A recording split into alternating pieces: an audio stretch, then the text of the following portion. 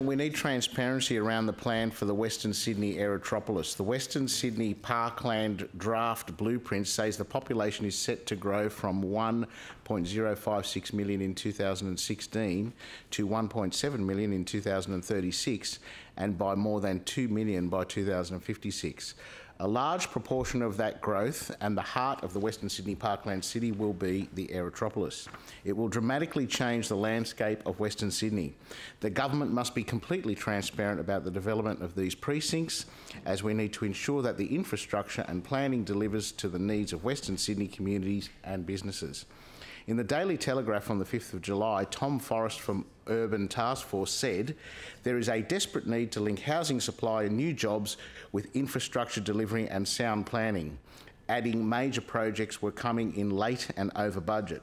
Mr Forrest also stated there have been lots of announcements regarding new jobs in the Aerotropolis, but these jobs require servicing with roads and water.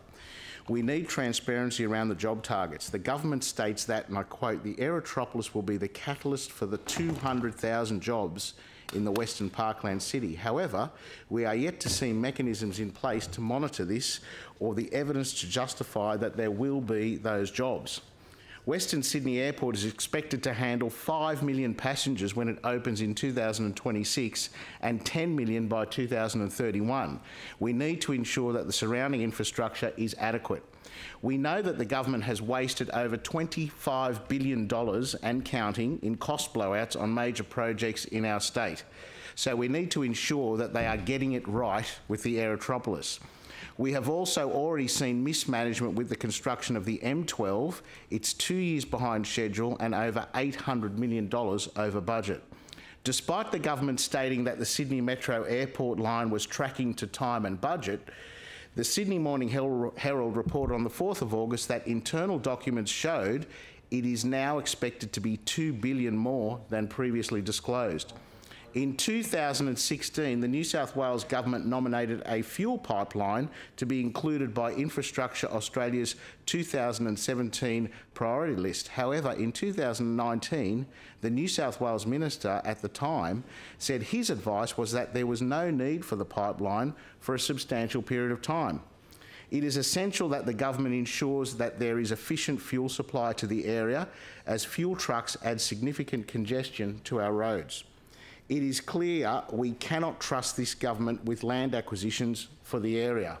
An upper house committee conducted an inquiry into acquisition of land in relation to major transport projects, and the report's findings included the following: that on the evidence presented, Sydney Metro has not negotiated in good faith with the residents of Orchard Hills; that the current culture of acquiring authorities, including specifically that of Sydney Metro, is making the acquisition process more difficult for residents and small businesses than it should be.